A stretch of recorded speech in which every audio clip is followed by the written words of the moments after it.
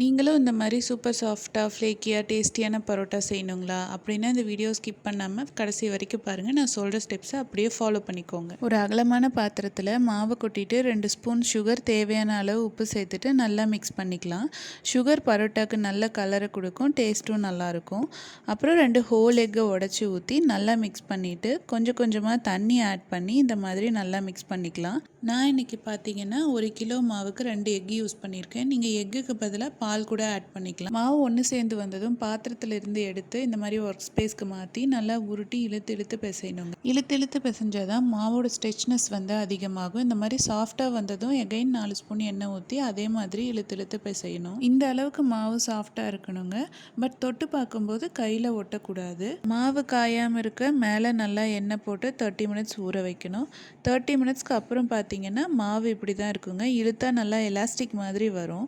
அப்புறம் மாவை கொஞ்சம் கொஞ்சமாக எடுத்து கையில் வச்சு இந்த மாதிரி கீழே ஃபோல்ட் பண்ணி விட்டிங்கன்னா அழகாக பால் ஷேப்பில் மாவு வந்துருங்க. அதை அப்படியே திருகி எடுத்தோம்னா பரோட்டாக்கு பால்ஸ் கிடச்சிரும். எகைன் மேலே ஒரு ஆயில் கோட்டிங் கொடுத்துட்டு இன்னும் ஒரு 30 மினிட்ஸ் டிஸ்டர்ப் பண்ணாமல் க்ளோஸ் பண்ணி வச்சிடலாங்க.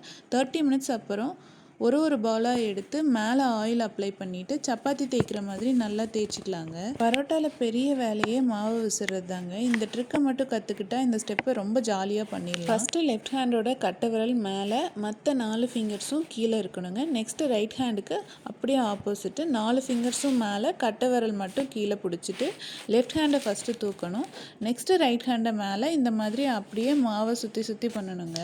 ஃபர்ஸ்ட் டைம் ட்ரை பண்ணுறீங்கன்னா ஒரு கர்ச்சீஃப் வச்சு ட்ரை பண்ணி பாருங்கள். அப்புறம் நீங்களும் பரோட்டாவில் எக்ஸ்பர்ட் ஆயிடுவீங்க. அப்படியே விரிச்ச மாவை அழகாக பூ மாதிரி சுற்றி ஒரு 30 மினிட்ஸ் மறுபடியும் டிஸ்டர்ப் பண்ணாமல் மேலே ஆயில் அப்ளை பண்ணிவிட்டு க்ளோஸ் பண்ணி வச்சிடணுங்க.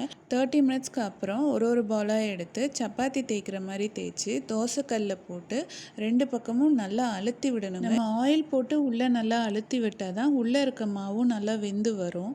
நல்லா பரோட்டா வெந்து வந்ததும் ஒரு 4 பரோட்டா சேர்த்து செல்ஃபில் வச்சு நல்லா தட்டி எடுத்தால் சூப்பரான பரோட்டா ரெடிங்க.